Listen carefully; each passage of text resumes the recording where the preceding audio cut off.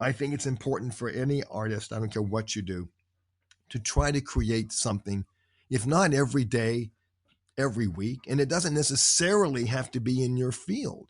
If you're an actor, okay, I mean, yeah, you can memorize a monologue every week if you so choose, but I think the act of creating in general, no matter what it is, painting, dance, singing, ceramics, just creating helps fuel your creative spirit and also helps give you perspective and makes you a better artist. If you just sit around and wait for the phone to ring, or get upset that you don't have anything, that nobody's hiring me, I don't have any auditions, all you're doing is sitting there. You're, as you pointed out, you're the engine with no maintenance. So that's another thing that sort of saved my sanity. If I could create, then if I went through a slow period where for some reason I wasn't booking anything, that didn't mean I was talentless. It just meant, okay, for some reason you're going through that. Big deal. But I created this over here. And so it made me feel more alive as an artist. If I can create something in some capacity. Not everybody can write. That's fine. So maybe you can sing. Maybe you can dance. Maybe you can paint. Maybe you can macrame, I don't know, sew. If as long as you keep yourself creating and not let yourself get complacent. If you're a professional actor challenged by an increasingly fragmented industry, then this podcast is for you. The Hollywood Actor Podcast is an anthology made up of the stories of actors building their bodies of work by redefining themselves, reframing their goals, and reevaluating their opportunities. No matter where we are in our careers, we're always looking to be inspired and to share ourselves across our community. This podcast will offer that opportunity to guests and listeners alike, as we all discover what it means to be a working, professional, successful actor. This is Jamie Young, and you're listening to the Hollywood Actor Podcast.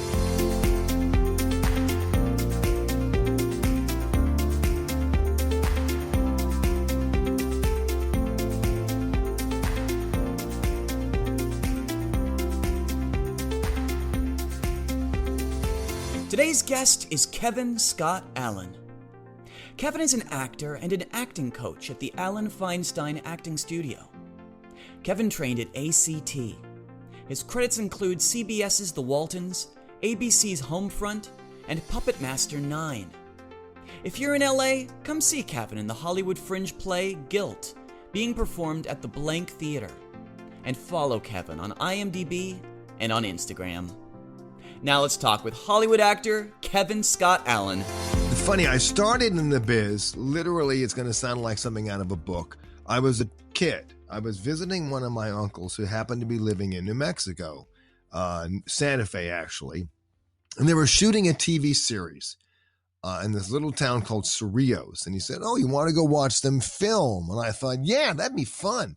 So we go over and we're watching them. It's this western town, and it was a series was called Bearcats, about two guys, Rod Taylor, Dennis Cole, who drive around the West in I think it was a 1919 Stutz Bearcats, which was this beautiful car. And they're the heroes, they save the town from this or save people from that and fight criminals and yada.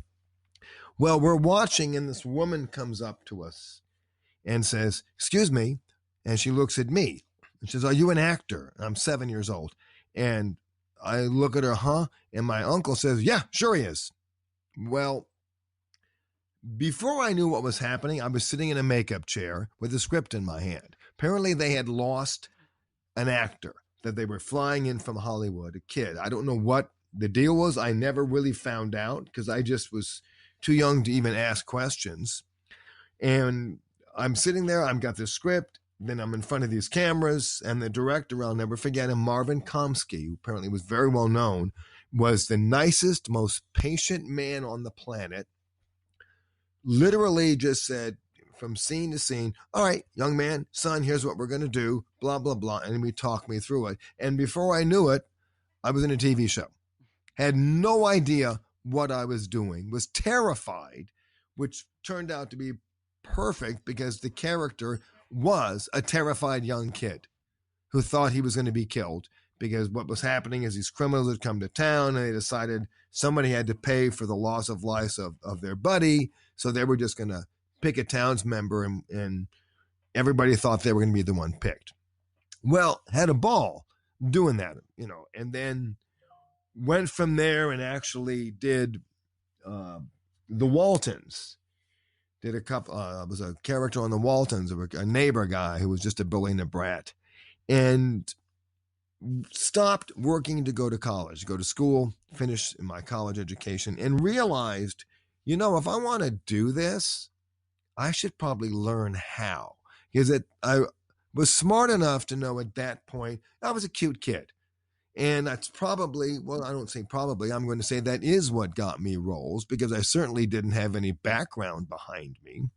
So I thought, all right, I'm going to do this. I better know what I'm doing. So I studied in college, which was ridiculous because liberal arts institutions, at least the one I went to, didn't teach me anything. And I've spent every day since then unlearning it.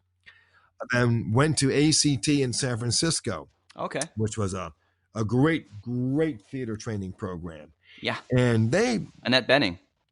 Yes, exactly. Annette Bening. So many people, Ed Flanders, Annette Bening. And that was very, very, very intense. And then finished that, came to Hollywood and said, here I am. And again, I got roles because, I was a cute young man, but I knew what I was doing this time. But the difference is I knew what I was doing because I had been trained on the stage, because nobody had a film and TV training program at that time. Nobody. So you had to there was one woman, an actress, I loved her, Shirley Slater was her name, who was at ACT, who was the closest thing to a film and TV trainer I had, because she did a lot of film and TV, and she, would try to inform us, and me specifically, how to work, what the difference in the work was. But I always felt that because I was really hyper and I was very energetic, and on stage that was great, I always felt when I was doing film and TV, I had to just stand still and do nothing. Literally feel like I was frozen. And if I felt that way, it came across fine. And that took years and years and years of work to finally get to the point where I realized I didn't need to feel frozen anymore. I had finally learned how to behave in film and TV in front of a camera, because it took a while, but I finally did. To be even stiller. And so at that point, I don't remember, I probably at that point was around 22. I realized I needed to start listening and paying really good attention to the cinematographer and what their frame and what their shot was. Because that started to make sense to me. Okay, the smaller the shot, the closer they are. And then I started watching other actors, those I liked and even those I didn't particularly care for, but I watched how they handled the camera, and it became evident to me that the quieter they were, almost the closer I wanted to get to the TV screen. So I associated, so a close-up simply means the audience, your intended person to whom you're intending to present yourself, is closer. They're an inch away. I teach a class now, and I call that pillow talk. So if you imagine having pillow talk with somebody, your behavior will be considerably smaller than it would be if you're talking to somebody over dinner or if you're talking to somebody across a ping pong table. And that's what a close-up came to mean to me. It was pillow talk. That takes training and experience to learn what that means to you, what pushing means to you, and how it affects the camera. But that, whatever that is, if you are pushing, that's something that the camera tends to recoil from. And that's something that has taken me some time to learn coming out of a drama school, which, I didn't, I went to Stella more recently, I'm sure, than you went to ACT. But again, my experience in talking to different actors is that there is very little camera training in a lot of these drama schools and BFA, MFA programs. Well, even the training that there is, it's interesting, because I've before I wrote that book, I did a lot of research on what was out there in not only in the written form, but also in training. And most of the training, it focuses on results. In other words, it'll teach you, or rather try to drum into you, a smaller performance. But none of the programs that I looked at, and I audited a ton, ever really took the time to not only explain why, but help the particular actor to understand why he or she, regardless of what the general term was, why he or she personally needed to find, I love the way you put it, their particular sweet spot, how they needed to find what it is they were trying to get across in a smaller performance, as opposed to just, well, don't be so big, don't be so loud, don't move so much. And I started to figure that out, as I said, when I was in my early 20s. And instead of just being quiet, instead of not doing something, what is it that I could do? And I realized what I could do was really try to communicate on an intimate level. The tighter the shot, the more intimate my communication needed to feel. And that's what I stress when I talk to my class, is you have to learn how to feel it. Because a lot of times pushing is, we may not be aware of it, or if you're pushing, you can tell yourself to stop pushing. So maybe you're going to be physically smaller, but you're going to be emotionally just as big. And that's another way of pushing. Whereas if you learn the feel, what it feels like to give a performance that's intimate, therefore apropos for a close-up shot or any more, gosh, they're doing so many extreme close-ups. If you learn that feeling, I think you'll always be in the right ballpark. And that, I just took a lot of trial and error because I didn't have anybody to teach me. Yeah. We get that training in drama school, BFA, MFA types of situations, if we even train formally at all. But then there's so much to learn in the field. And that's what I consistently am learning, talking to different actors, just how much there is to learn about ourselves and the different mediums that are continuing to blossom. All these different platforms, different styles, different things are being asked of the actor / content creator. Oh yeah. It used to be you just showed up, here was your script, you got it hand delivered to your door the night before you showed up on set, or maybe a day or two ahead of time if it was a film, and you just showed up and did your part, and that was it. You don't have to worry about anything else. And you're right, they're asking a lot more of actors now, which I think is great. I think the more involved you can be in the whole creative process, I think the more you're going to understand it, and then the more you're going to be able to really participate. Because you have to look out for yourself. Unless you're a major star, nobody's looking out for you.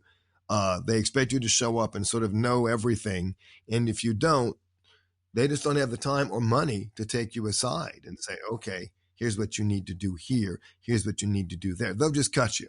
They'll just say, okay, we'll put him on the cutting room floor and we'll have somebody else on screen. In fact, I have a good friend who's a director who was just telling me about this thing he shot where, unfortunately, a lot of the actors who were hired were very good friends with the producer, which was fine. He said, but I had to cut pretty much all of their performances to reaction shots because they really weren't any good. He said, I was responsible for the final product. I had to go to the people, who would deliver the story in an appropriate manner. I had an inkling of that they're editing around performances more and more than they ever used to. Well, I think, yes, they are, because, again, I'm going to go back in the day when I first started, like, let's just use Marvin Komsky as an example. That man, I was hardly the star of this show, hardly, but he took time to work with me and coach me and make sure I delivered the performance he wanted. They don't do that anymore at all. They don't have the time and money. I was shooting, what was that show? Joan of Arcadia. And I remember asking the director a specific question, and he didn't even acknowledge that I had asked it, let alone did he even answer it. And I thought, well, okay. And I looked up at Joe Montana, who was the star of the show, and he said, well, I would go with, he said to me, just go with what you think's right. I said, okay. Because they just the director's mind was on so many other things, he wasn't even going to be concerned with answering a question. So if makes sense, if that's the case, the poor editor is going to have to edit around, because it's no guarantee that the performances are necessarily going to be in sync or cohesive. And I can understand that a director there's so many more responsibilities for everyone within the film industry. But it would be nice if there was some liaison between the actor or the actors and the director, and someone on the other side of the camera that can help corral, that can help communicate style. Writers, an executive producer, somebody that has a little bit of time, a little bit of insight into, again, style, the medium, and can answer some more of these maybe technical but subjective questions. Well, I just worked with a really one of my favorite directors. His name is Doug Elford Argent. He's a Brit, and he's the exact opposite. He was available for every single question anybody had, didn't matter who it was, and really, in the 2 shows I've worked with him on, takes the time to talk to the actors and not just give them a direction, but make sure they understand why he was directing them that way. But he's a rarity. And it's also gotten so darn expensive. I mean, it's upwards of $2 million and more per episode. You do an hour show now. It's so much freaking money it costs to do a show. And a lot of that responsibility for giving them $2.5 million worth is on the director. So I can understand he doesn't have this time to say, hey, Jamie, let's do this again. And I don't know, let's experiment. Why don't you be more romantic here, or more this or more that? He's got, the accountants sitting there clicking their calculators every 2 minutes. So he's got to figure that out. So I understand why the poor director's hands are tied. It's just, as you said, it would be nice if everybody could work together a little bit more. And that, I think, is what's so much fun about doing a low budget or lower budget project, because people seem to have more time to collaborate. That's been my experience. And you're not talking to an actor coach or a liaison. You're talking directly with the director, because he cares about the performance, because a lot of those stories, they have to rely more heavily on the performance. You don't have a professional editor in a lot of cases, or you don't have a lot to cut to. You can't cut to CGI or a big set piece because you don't have the money for those either. Exactly. I agree. And I think everybody, I don't care what your, ambitions are, everybody should work a low budgeted show, because you're going to get that wonderful experience, that collaborative experience. And you're going to also have to use your imagination. Okay, they don't have CGI, so I can't rely on my performance being enhanced by a lot of special effects. So what do I do? And I think it's like, I knew a filmmaker at USC. He said he loved guerrilla filmmaking. He said, because it really forces you to be creative. If you don't have a permit to shoot somewhere and you need to shoot there, you got to figure out how to do it and how to get that shot before anybody comes running out with security guards. And it was kind of, and I like that. It was fun. He said it made him a lot more creative, because he really had to change on the fly, be ready to go and do anything depending on what was up. Yeah. This is a real golden age for independent filmmaking. So I'm really excited about all the teams that we've been seeing and the successes and how they've been bringing those projects and those directors or co-directors, co-writers into Hollywood. Taking a step back to your history, you did start out in California, and that was a trip to Santa Fe with your uncle. Yeah, well, actually, I was from Washington, D.C., and I came out to visit my uncle. And then I did the series. It was shot entirely in New Mexico. It only did 13 episodes. It wasn't a big hit by any means. And then wanted to do this. So my uncle also had a house in California. So I lived in California for a while, just a couple of years, and did some work. And then my mom said, okay, this is great, but you need to focus now on finishing high school, getting that done, and getting into college, and then you can decide what you want to do after you graduate college. And I thought, that makes sense. I thought at the time I would learn a lot in college, and all college really taught me to write, so I have to thank it for that. It taught me great writing skills, and it also taught me that if I really wanted to learn something, I had to teach myself. Because unfortunately, my particular college, the theater department was run by a guy who just ran it, and his concept of theater was from the 1800s.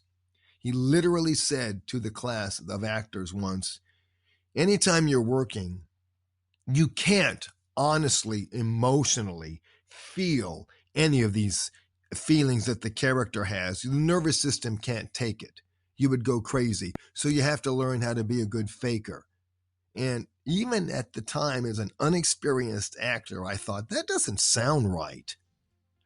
But, I just let it go and thought, well, I'm not going to argue with him. He's a PhD, blah, blah, blah, blah, blah, head of the department. But it just didn't sound right to me. So I realized, okay, I need to study elsewhere and learn elsewhere. And that's when I made the decision, not only to go to ACT, but also that, you know what, probably if I'm going to learn anything, I got to teach myself. And that's what some of the teachers at ACT drummed into us, that we can guide you, they said, but if you only listen to what we tell you, then you'll probably have a fun time in community theater somewhere. If you really want to be a pro, you have to take what you've been taught here and let that be beginning of a door that you open yourself and constantly seek to learn. Thanks for listening to the Hollywood Actor Podcast. If you enjoy this content, don't forget to rate and review on Apple Podcasts or wherever you're listening.